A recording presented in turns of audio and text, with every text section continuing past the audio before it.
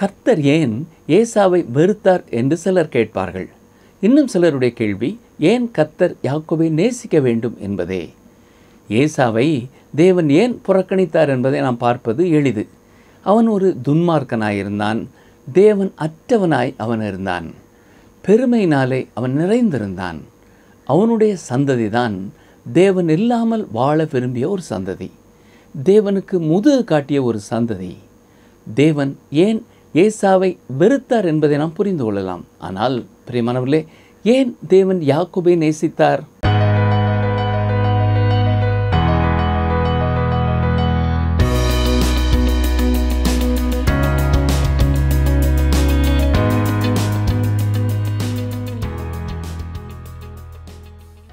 கிறிஸ்துவுக்குள் மிகவும் பிரியமான வேத ஆராய்ச்சி நேயர்களை இயேசு கிறிஸ்துவின் இன்ப நாமத்தினாலே வாழ்த்தி வரவேற்கிறோம். நாம் கடந்த பாடத்திலே ரோமர் 9ஆம் அதிகாரம் 3ஆம் வசனங்கள் வரை கற்றுக்கொண்டோம்.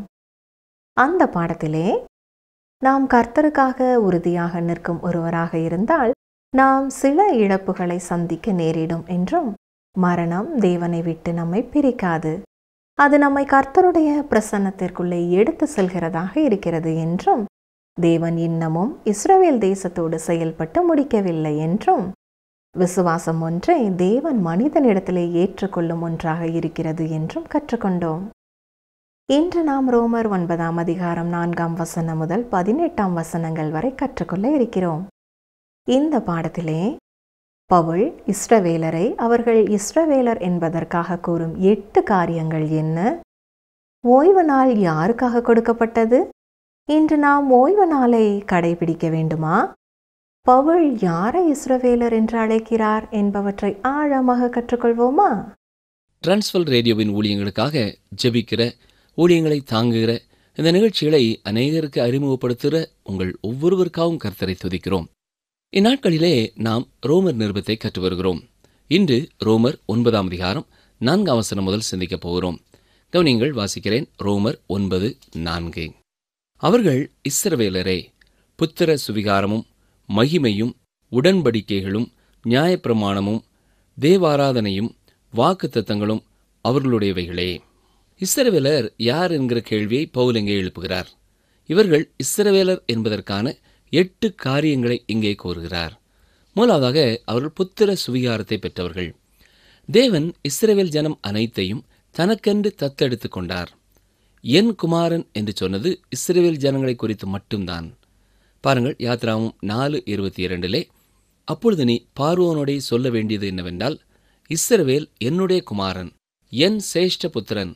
மட்டுமல்ல, உபாகமம் 7ஆம் அதிகாரம் 6ஆம் வசனத்திலே சொல்லும்பொழுது, உன் தேவனாய கர்த்தர் உன்னை தமக்கு சொந்தமாய் இருக்கும்படி தெரிந்து கொண்டார் என்று சொல்லப்பட்டிருக்கிறது.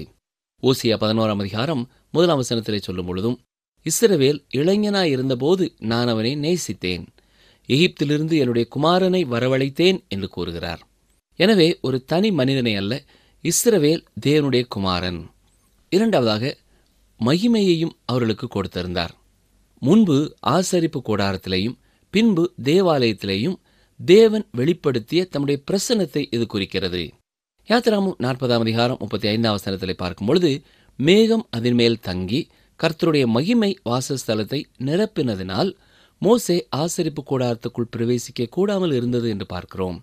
இஸ்ரவேல் ஜனங்கள் மட்டுமே தேவனுடைய பிரசன்னம் தங்களோடு இருப்பதை பார்க்கக்கூடியவர்களாய் இருந்தார்கள். இன்று அப்படிப்பட்ட காட்சி இல்லை. இந்த சத்தியத்தை நாம் நினைவிலே வைத்திருக்க வேண்டும். முன்னொரு காலத்திலே ஒரு மனிதன் ஒரு பெரிய கூடாரத்தை அமைத்து அந்த கூடாரத்தின் மேலேயும் உள்ளேயும் தேவதூதர்கள் நடப்பதை நான் பார்க்கிறேன் என்று கூறினார்.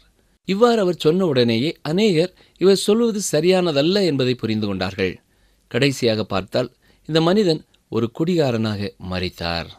அரைகுறையாய் குடித்திருக்கும் பொழுது அவருக்கு தேவதூதர்கள் காணப்பட்டிருக்கிறார்கள். ஆனால் அந்த இஸ்ரவேல் ஜனங்கள் தேவனுடைய பிரசன்னத்தை கண்களால் கண்டார்கள். எனக்கு திருச்சபையிலே அந்த பிரசன்னம் இல்லை. ஏனென்றால் பரிசுத்த ஆவியானவர் ஒவ்வொரு விசுவாசியின் உள்ளும் வாசமாயிருக்கிறார். நாம் ஒவ்வொருவரும் கர்த்தருடைய மகிமையை நம்முடைய வார்த்தையிலேயும் வாழ்க்கையிலேயும் விளங்க பண்ணுகிறவர்களாய் இருக்க அவர் எதிர்பார்க்கிறார். மூன்றாவதாக, இஸ்ரவேல் ஜனங்களுக்குத்தான் உடன்படிக்கை கொடுக்கப்பட்டது. தேவன் இஸ்ரவேல் ஜனங்களோடு செய்த உடன்படிக்கையை திட்டவட்டமாக செயல்படுத்தினார். அநேக உடன்படிக்கைகள் நிறைவேறிவிட்டன. ஜனங்களை ஆசீர்வதிப்பேன் என்றார். தாவீதினிடத்திலே அவருடைய சந்ததியிலே ஒருவர் தோன்றுவார் என்று கூறினார். அது இயேசு கிறிஸ்துவிலே நிறைவாயிற்று. இஸ்ரவேலோடு, ஆபிரகாமோடு, தாவீதோடு தேவன் அநேக உடன்படிக்கைகளை செய்தார். வேறு எந்த ஜனத்துடனும் அவர் அவ்வாறு உடன்படிக்கை செய்யவில்லை. நான்காவதாக நியாயப்பிரமாணம். இஸ்ரவேல் தேசத்திற்குத்தான் மோசேயின் நியாயப்பிரமாணம் கொடுக்கப்பட்டது.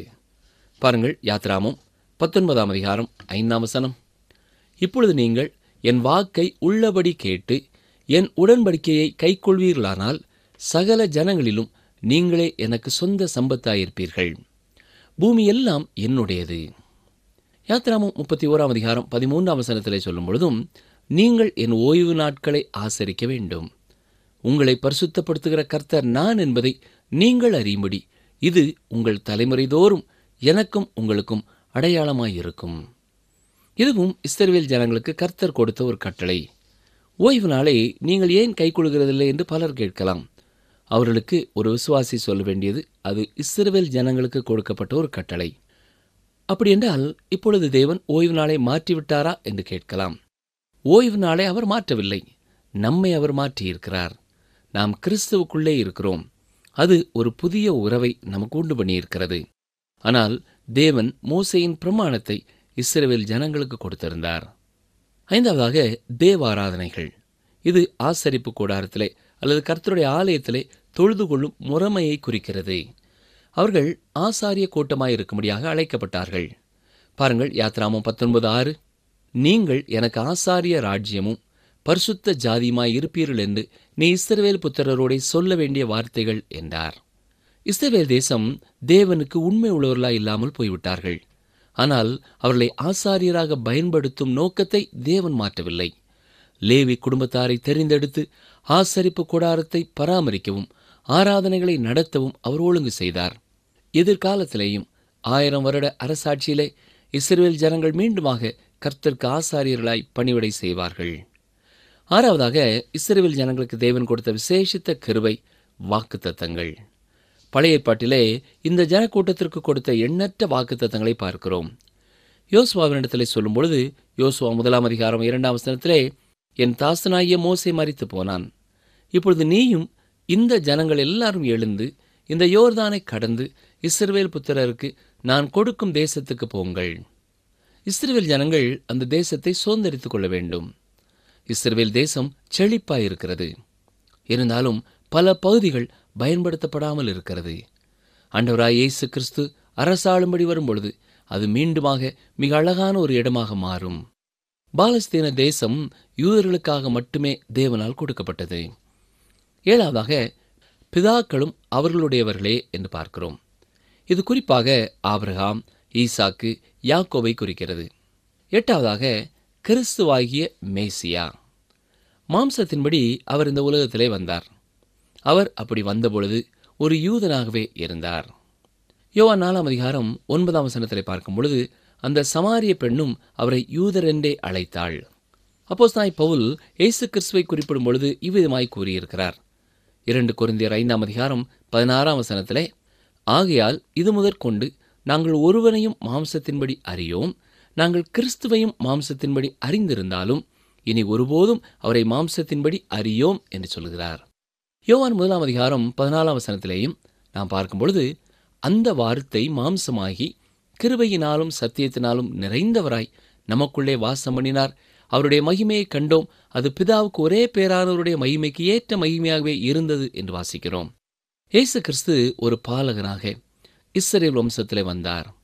எபிரேயர் 2 அதிகாரம் 16 அவர் தேவதூதருக்கு உதவியாக கைகூடாமல் ஆபிரகாமின் சந்ததிக்கு உதவியாக கை கொடுத்தார் என்று பார்க்கிறோம்.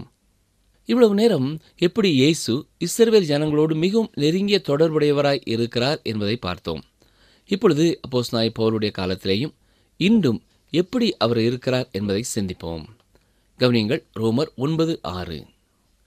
தேவ வசனம் அவமாய் போயிற்றென்று சொல்லக்கூடாது, ஏனென்றால் இஸ்ரவேல் வம்சத்தார் எல்லாரும் இஸ்ரவேலர் அல்லவே.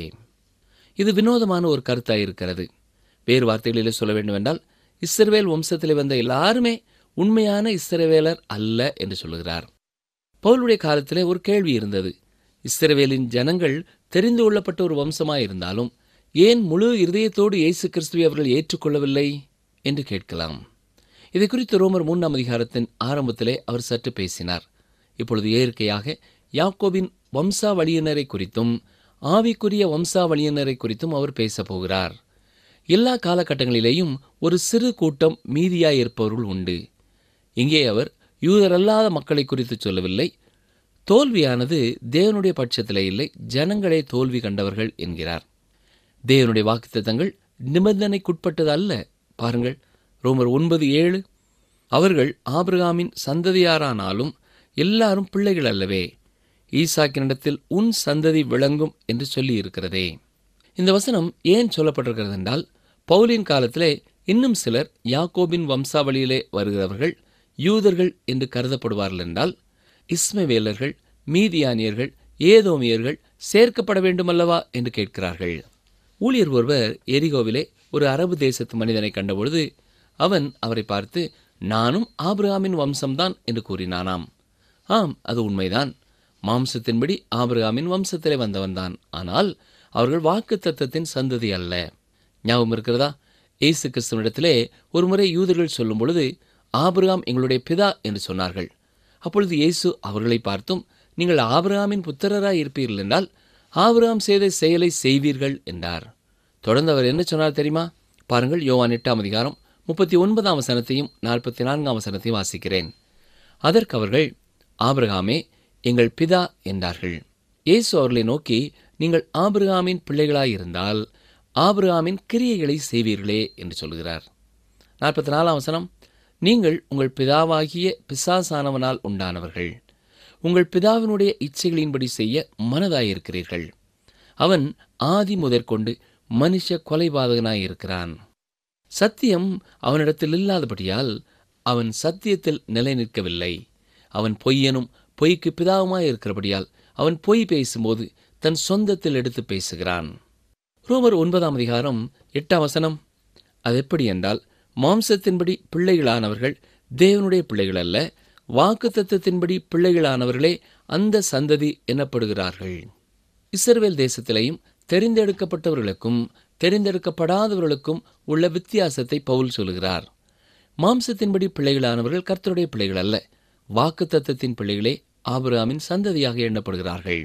அப்போஸ்தலர் 21ஆம் அதிகாரம் 20ஆம் வசனத்திலே வைத்தியனாகிய லூக்கா சொல்லும் பொழுது அதை அவர்கள் கேட்டு கர்த்தரை மகிமைப்படுத்தினார்கள். பின்பு அவர்கள் அவனை நோக்கி, சகோதரனே, யூதர்களுக்குள் அநேகமாயிரம் பேர் விசுவாசிகளாயிருக்கிறதை பார்க்கிறீரே, அவர்கள் எல்லாரும் நியாயப்பிரமாணத்துக்காக வைராக்கியம் உள்ளவர்களாய் இருக்கிறார்கள் என்று எழுதியிருக்கிறார். இயேசுவின் மரணம் மற்றும் உயிர்த்தெழுதலுக்கு பின்னர் அநேக ஆயிரங்களான யூதர்களும் கிறிஸ்துவண்டை திரும்பினார்கள். அவர்கள் தெரிந்து கொள்ளப்பட்டவர்கள். பவுல் அவர்களைத்தான் இஸ்ரவேலர் என்று அழைக்கிறார். வெளிப்படுத்தின விசேஷத்திற்கு நாம் வரும்பொழுது கர்த்தர் திருச்சபையோடு பேசுகிறார். இது முதல் நூற்றாண்டின் இறுதியிலே நடைபெற்றது. அங்கே தெரிந்து கொள்ளப்பட்டவர்களை பார்த்து என்ன சொல்கிறார்? வெளிப்படுத்தின விசேஷம் 2ஆம் அதிகாரம் 9ஆம் வசனத்திலே சொல்லும் பொழுது, தங்களை யூதர் என்று சொல்லியும் யூதராயிராமல் சாத்தானுடைய கூட்டமாயிருக்கிறவர்கள் செய்யும் தூஷணத்தையும் அறிந்திருக்கிறேன் என்கிறார். அதுபோல வெளிப்படுத்தின விசேஷம் 3ஆம் அதிகாரம் 9ஆம் வசனத்திலே, யூதர் அல்லாதிருந்தும் தங்களை யூதர் என்று பொய் சொல்லுகிறவர்களாகிய சாத்தானுடைய கூட்டத்தாரில் சிலரை உனக்கு கொடுப்பேன் என்கிறார். அவர்கள் ஜெப ஆலயங்களிலே பங்கு பெறுகிறவர்களாய் இருந்தாலும் சாத்தானை வழிபடுகிறவர்களாய் இருந்திருக்கிறார்கள். ரோமர் 9ஆம் அதிகாரம் 9ஆம் வசனம் பாருங்கள். அந்த வாக்குத்தத்தமான வார்த்தையாவது, குறித்த காலத்திலே வருவேன், அப்பொழுது சாராள் ஒரு குமாரனை பெறுவாள் என்பதே. வாக்குத்தத்தத்தின் பிள்ளைகள் எதையோ விசுவாசித்தவர்கள் அல்ல. ஈசாக்கு பிறக்கும் முன்னதாக எதையும் விசுவாசிக்கவில்லை. ஈசாக்கே வாக்குத்தத்தத்தின் வித்தாயிருக்கிறார். தேவன் வாக்குத்தத்தம் பண்ணினார், அவரே அதை நிறைவேற்றினார். இப்பொழுது சில உறுதியான வாக்கியங்களை நாம் பார்க்க போகிறோம். ரோமர் 9ஆம் அதிகாரம் 10ஆம் வசனம், இதுவும் அல்லாமல் நம்முடைய பிதாவாகிய ஈசாக்கு என்னும் ஒருவனாலே ரெபேக்காள் கற்பவதியான போது. தெய்வீக தெரிந்தெடுப்பை குறித்த கொள்கையை விளக்கும்படியாக இவ்வாறு சொல்லுகிறார். வசனம் 11, பிள்ளைகள் இன்னும் பிறவாமல் நல்வினை தீவினை ஒன்றும் செய்யாமல் இருக்கையில் தேவனுடைய தெரிந்து கொள்ளுதலின்படி இருக்கிற அவருடைய தீர்மானம் கிரியைகளினாலே நிலை நிற்காமல் அழைக்கிறவராலே நிலை நிற்கும்படிக்கு. இந்த வசனம் மிக முக்கியமான ஒரு சத்தியத்தை சொல்கிறது. இஸ்மவேலை கர்த்தர் புறக்கணித்ததை குறித்து ஒருவேளை நாம் விளக்கம் சொல்லலாம். ஆனால் ஈசாக்கை குறித்தும் ரெபேக்காளின் பிள்ளைகளை குறித்தும் நாம் பார்க்கும் பொழுது மூத்த குமாரனை தேவன் தெரிந்து கொள்ளவில்லை, இளைய குமாரனையே தெரிந்து கொண்டார். அந்த குறிப்பிட்ட நேரத்திலே யாக்கோபு எந்த நல்ல காரியத்தையும் செய்யவில்லை, ஏசாவும் எந்த தீமையான காரியத்தையும் செய்யவில்லை. எனவே எப்பொழுது பிறப்பது முக்கியம் என்பது காரணமல்ல, அவருடைய குணநலனை குறித்தோ அவருடைய செயல்பாடுகளை குறித்தோ அந்த தெரிந்தெடுப்பு இருப்பதில்லை. தெரிந்தெடுத்தல் எந்த நோக்கத்திற்காக தெரிந்தெடுக்கிறார் என்பதை பொறுத்துதான் இருக்கிறது. மேலும் கிரியைகளின்படி அல்ல என்பதையும் தெளிவுபடுத்துகிறார். அழைக்கிற தேவனிடத்திலேயே அது இருக்கிறது. இங்கே சொல்லப்படுகிற அழைப்பு ரட்சிப்புக்காக கொடுக்கப்பட்ட அழைப்பு அல்ல. ரோமர் 9:12 பாருங்கள். மூத்தவன் இளையவனுக்கு ஊழியம் செய்வான் என்று அவளுடனே சொல்லப்பட்டது. இது ஆதியாகமம் 25:23 வசனத்தை மேற்கோளாக காட்டப்பட்டிருக்கிறது. 2 குமாரர்களும் பிறக்கும் முன்னதாகவே ஆதியாகமம் 25:23 கர்த்தர் 2 ஜாதிகள் உன் கற்பத்தில் உண்டாயிருக்கிறது, 2 வித ஜனங்கள் உன் வயிற்றிலிருந்து பிரியும், அவர்களில் ஒரு ஜனத்தார் மற்ற ஜனத்தாரை பார்க்கிலும் பலத்திருப்பார்கள், மூத்தவன் இளையவனை சேவிப்பான் என்றார். இப்பொழுது ரோமர் 9:13 வசனத்தை வாசிக்கிறேன். அப்படியே யாக்கோபை சிநேகித்து ஏசாவை வெறுத்தேன் என்றும் எழுதியிருக்கிறது. இதுவும் மல்கியா தீர்க்கதரிசியின் புத்தகம் 1 2-3 வசனங்களின் அடிப்படையிலே கூறப்படுகிற சத்தியம். ஏசாவும் யாக்கோவும் வாழ்ந்து கொண்டிருக்கிற காலத்திலே சொல்லப்பட்ட காரியமல்ல. இது அவர்கள் வாழ்ந்து முடித்து 2000 ஆண்டுகளுக்கு பின்னர் கூறப்பட்ட ஒன்று. சிலர் கேட்பார்கள், கர்த்தர் ஏன் ஏசாவை வெறுத்தார் என்று கேட்பார்கள். இன்னும் சிலருடைய கேள்வி, ஏன் கர்த்தர் யாக்கோபை நேசிக்க வேண்டும் என்பதே. ஏசாவை ஏன் தேவன் புறக்கணித்தார் என்பதை நாம் பார்ப்பது எளிது. அவன் ஒரு துன்மார்க்கனாயிருந்தான், தேவனற்றவனாயிருந்தான், பெருமையினாலே நிறைந்திருந்தான். அவனுடைய சந்ததிதான் தேவன் இல்லாமல் வாழ விரும்பிய ஒரு சந்ததி, தேவனுக்கு முதுகு காட்டிய ஒரு சந்ததி. எனவே தேவன் ஏன் ஏசாவை வெறுத்தார் என்பதை நாம் புரிந்து கொள்ளலாம். ஆனால் பிரியமானவர்களே, ஏன் தேவன் யாக்கோபை நேசித்தார்? வேத புத்தகம் தெளிவாக நமக்கு சொல்கிறது. அவருடைய அனாதி தீர்மானத்தின்படி, திட்டத்தின்படி அவர் தெரிந்தெடுப்புகளை செய்கிறார். ரோமர் 9:14 வசனம். ஆகையால் நாம் என்ன சொல்லுவோம்? தேவனிடத்திலே அநீதி உண்டென்று சொல்லலாமா? சொல்லக்கூடாதே. இயற்கையாக மனிதன் தேவனுடைய ஆளுகைக்கு எதிராக கலகம் செய்கிறான். தேவன் எதையும் தெரிந்து கொள்ளும்படியாக தீர்மானிக்கும் பொழுது உடனடியாக மனிதன் அது அநீதி என்கிறான். ஏன் அவ்வாறு கூறுகிறான்? பல தலைவர்களுடைய தவறான தீர்மானங்களினாலே தேசத்தில் எத்தனையோ அழிவுகள் ஏற்படுகிறது. ஆனாலும் அப்படிப்பட்டவர்களையும் மக்கள் மறுபடியும் தலைவர்களாக தெரிந்தெடுக்கிறார்கள். ஆனால் தேவனுடைய தெரிந்தெடுப்புகளை நாம் கேள்வி கேட்கிறவர்களாக இருக்கிறோம். அருமையான சகோதரனை, சகோதரியே, நம்முடைய அறிவுக்கு எட்டாத தேவனுடைய செயல்பாடுகளுக்குள்ளாக நாம் தலையிட முடியாவிட்டாலும் அவர் எல்லாவற்றையும் நீதியாக செயலாற்றுகிறார் என்பதை திட்டமாக நம்ப முடியும். தேவனுடைய தெரிந்தெடுத்தல் என்னும் கொள்கையை நாம் புறக்கணிக்க முடியாது. அல்லது தேவனுடைய தெரிந்தெடுப்புதான் மனிதன் தேவனுக்கு தன்னை அர்ப்பணிக்க தீர்மானிப்பது என்றும் நாம் சொல்ல முடியாது. இரண்டும் உண்மைதான். ஞாபகத்தில் வைத்துக் கொள்ள வேண்டியது, இது தேவனுடைய உலகம், அவரே ஆட்சி செய்கிறவர். நான் இந்த பூமியிலே இருக்கிற ஒரு சின்ன சிருஷ்டி. என்னுடைய வாழ்க்கையிலிருந்து அடுத்த வினாடி கூட என்னுடைய ஜீவனை அவர் எடுத்துக்கொள்ள முடியும். நான் எழுந்து நின்று அவருடைய முகத்தை பார்த்து, நீர் என்ன செய்கிறீர் என்று கேட்க முடியுமா? இது அவருக்கு விரோதமான கலகம். என்னுடைய சிருஷ்டியருக்கு முன்னாலே, என்னுடைய மீட்பருக்கு முன்னாலே நான் தலை குனிந்து வணங்குகிறேன். அவர் எந்த விதமான தெரிந்தெடுப்பை செய்தாலும் அது சரியானதாகவே இருக்கும். அவர் செய்வது ஒருவேளை உங்களுக்கு விருப்பமில்லாமல் இருக்கலாம். அப்படி என்றால் நீங்கள் அவருடைய உலகத்தை விட்டு வெளியே சென்று உங்களுக்கென்று ஒரு உலகத்தையும் சட்டங்களையும் உருவாக்கி கொள்ள வேண்டியதுதான். தேவன் உருவாக்கிய இந்த உலகத்தில் நீங்கள் வாழும் காலம் வரை அவருடைய சட்ட திட்டங்களுக்கே நீங்கள் கீழ்ப்படிந்திருக்க வேண்டும். ரோமர் 9:15 வசனம். அவர் மோசேயை நோக்கி, எவன் மேல் இரக்கமாயிருக்க சித்தமாயிருப்பேனோ அவன் மேல் இரக்கமாயிருப்பேன், எவன் மேல் உருக்கமாயிருக்க சித்தமாயிருப்பேனோ அவன் மேல் உருக்கமாயிருப்பேன் என்றார். ஞாபகம் இருக்கிறதா? மோசே தேவனுடைய மகிமையை காண வேண்டும் என்று விரும்பினார். அதற்கு பதிலாக தேவன் சொல்லும் பொழுது, நான் உனக்கு என்னை காண்பிப்பேன் மோசே, ஆனால் நீ மோசேயாய் இருப்பதினாலே நான் உனக்கு காண்பிக்கப் போகிறதில்லை என்றார். அந்த குறிப்பிட்ட காலத்திலே மோசே மிகவும் முக்கியமான ஒரு மனிதன்தான். அவன்தான் இஸ்ரவேல் ஜனங்களை பாலைவனத்தின் வழியாக வழிநடத்தி கொண்டு வருகிறான். அப்பொழுது தேவன் அவனை பார்த்து சொல்கிறார், யார் மேல் இரக்கமாயிருக்க சித்தமாயிருப்பேனோ அவன் மேல் நான் இரக்கமாயிருப்பேன். உனக்காக நான் இதை செய்கிறேன். நீ மோசையாயிருப்பதனாலே அல்ல, நான் தேவனாயிருப்பதனாலே அவ்வாறு செய்கிறேன் என்றார். அருமையானவர்களே, தேவன் என்னை ஏன் ரட்சித்தார் தெரியுமா? நான் ஜோன்ஸாக இருப்பதனாலே அல்ல, தேவன் தேவனாக இருப்பதனாலேயே என்னை ரட்சித்தார். அவரே அந்த தீர்மானத்தை செய்தார். அவருக்கு முன்னாலே நான் தாழ்த்தி வணங்குகிறேன். ரோமர் 9:16 ஆகையால் விரும்புகிறவனாலும் அல்ல, ஓடுகிறவனாலும் அல்ல, இறங்குகிற தேவனாலேயாம். மனிதன் விரும்பியதினாலே தேவன் தம்முடைய இரக்கத்தை நமக்கு காட்டவில்லை, அல்லது மனிதனுடைய நற்செயலினாலும் தேவன் நமக்கு இரக்கம் செய்யவில்லை. மனிதனுடைய விருப்பமோ மனிதனுடைய எந்த கிரியையுமோ தேவனை செயல்பட வைக்கவில்லை. மனிதன் என்ன நினைக்கிறான்? தன்னுடைய தீர்மானத்தினாலும் தன்னுடைய விடாமுயற்சியினாலும் தேவன் அவன் மேலே இரக்கமாய் இருப்பார், அவனை பார்ப்பார் என்று எண்ணுகிறான். அருமையானவர்களே, தேவன் தேவனாய் இருப்பதனாலே நம்மேலே இரக்கமாய் இருக்கிறார். அவரை கேள்வி கேட்க நாம் யார்? அவருக்கு முன்பாக நம்மை தாழ்த்தி முழங்கால் படியிட்டு நாம் பணிந்து கொள்ளவே கடமைப்பட்டிருக்கிறோம். ரோமர் 9:17-18 பாருங்கள்.